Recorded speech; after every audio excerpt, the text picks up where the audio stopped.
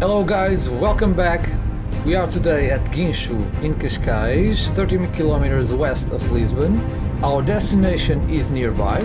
We are going around the beach of Guincho to visit an abandoned fort, and to get there we are going once more off-road on a very easy gravel road.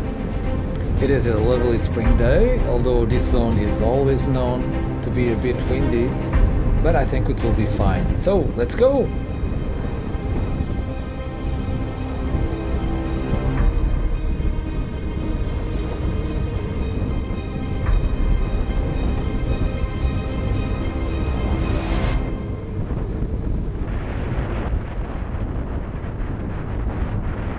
Guincho is one of those iconic places that have the beaches and the ocean to one side and to the other the sandy dunes. The Guincho Crismina dunes are a small part of the Guincho Oitavos complex located in the natural park of Sintra Cascais. This dune system is very particular because the sand from the beaches of Guincho and Crismina return to the sea further south between Oitavos and Guia beaches, after migrating over the flat rocky platform of Cabo Raso. It is called the Crismina Oitavos Dune Wind Corridor. Over in the distance, over there, on top of that little mountain, is our destination for the next video. It is a little sanctuary that is on top, and it's named Peninha. To our right is the glorious beach of Guincho that we can see on that old first James Bond movie on Her Majesty's Secret Service. Things were so different back then, the roads, the lack of houses, but the beach itself looked the same.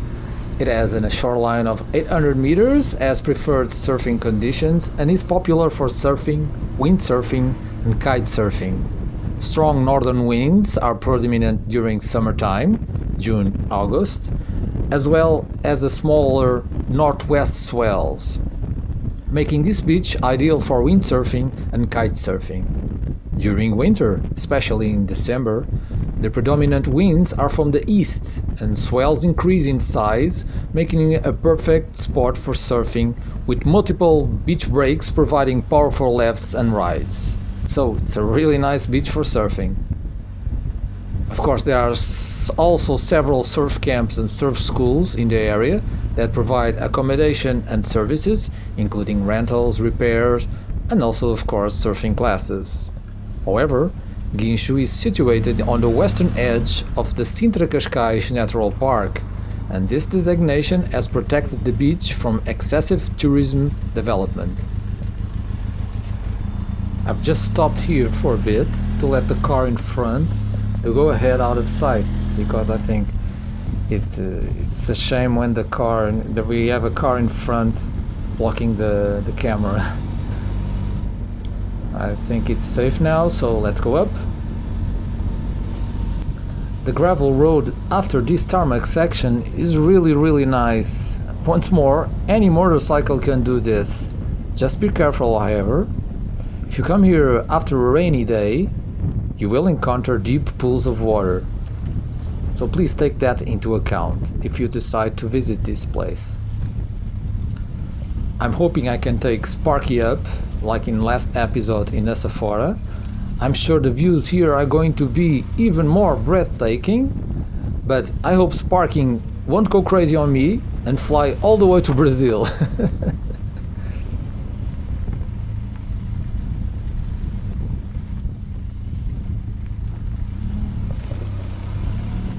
Thanks, mate.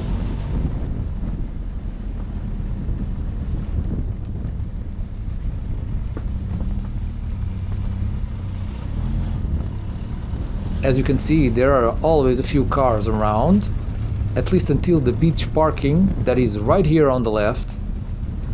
But we are going to continue forward, following this off-road to the cliffs and to the old fort. Such a lovely day today, just a few clouds that make everything even more photographic. Not too cold, not too hot, just perfect.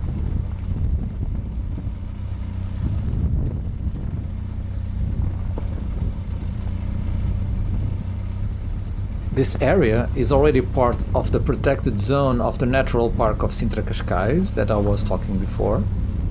There are many trails here for more dual sport motorcycles, although many places here are forbidden, for motorcycles and cars of course, and you can only walk there or take a bicycle.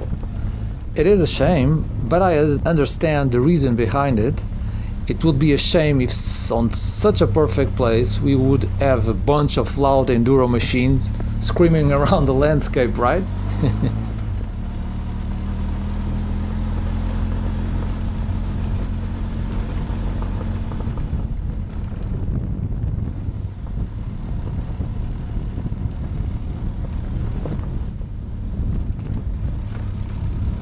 I'm going to stop just ahead to bring once more Sparky up, and then we are going to go down to the cliffs and check out the fort.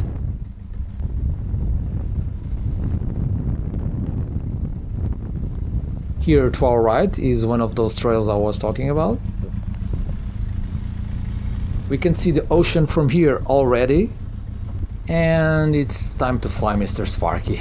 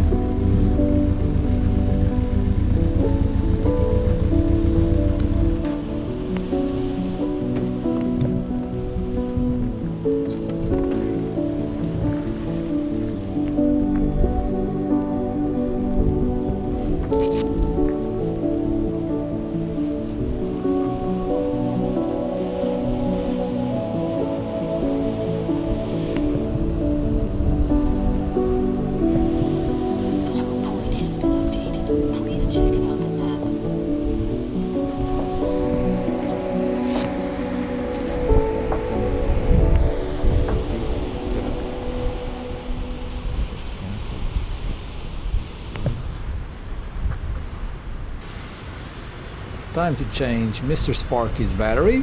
I'm glad he didn't try to run to Brazil.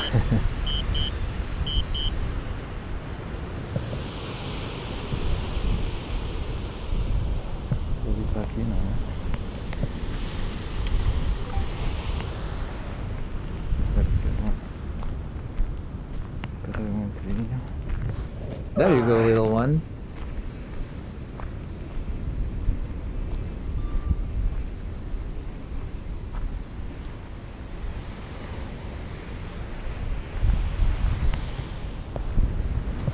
The Guincho's fort, or Fort das Velas, located in a dominant position here near the beach of Abano, near Guincho, enjoys privileged views over the ocean and the surrounding beaches. You can see that entire cape over there is part of Cabo da Roca, the westernmost point in continental Europe. This fort, built in about 1642, it was part of the set of fortresses that formed a defensive belt on the coast of Cascais, built in the post-restoration period. The fortress development in a rectangular planimetry, dividing into two distinct spaces, the smallest on the earth side, which corresponded to the accommodations arranged around the patio, and the larger, the battery platform, which initially housed 7 pieces of artillery. There's our destination again, once more for the next episode, on the westernmost top of Serra de Sintra. Currently, as you can see, the fortress is unoccupied.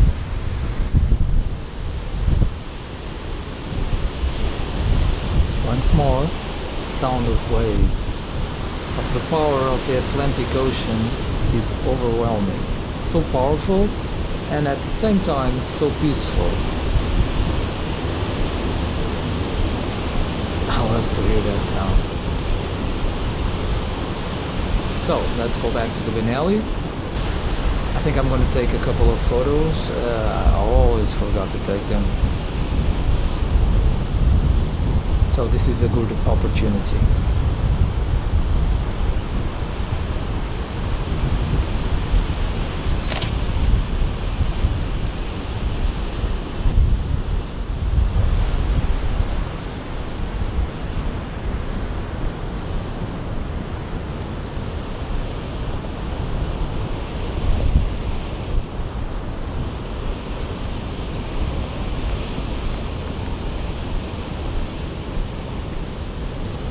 Sparky is still charging for a bit more. I'm going to do a final flight just in a bit. But until then, let's explore a little bit more.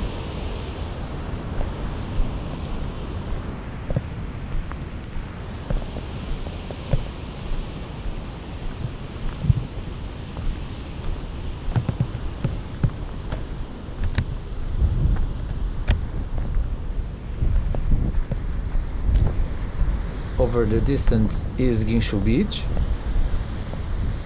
This is truly a great place to walk around.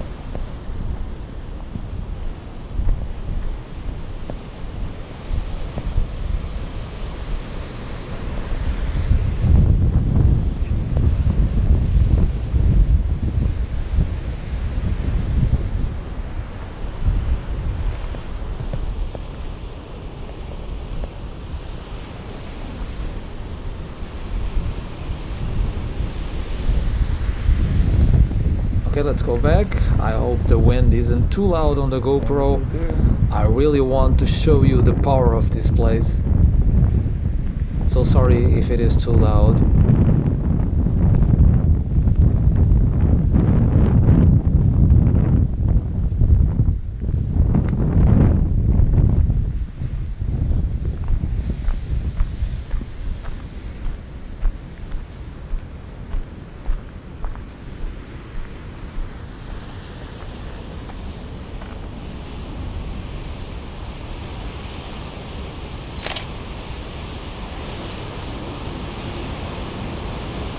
So, once more, thanks a lot for watching. I hope to see you on the next episode, and I leave you, Mr. Sparky, once more.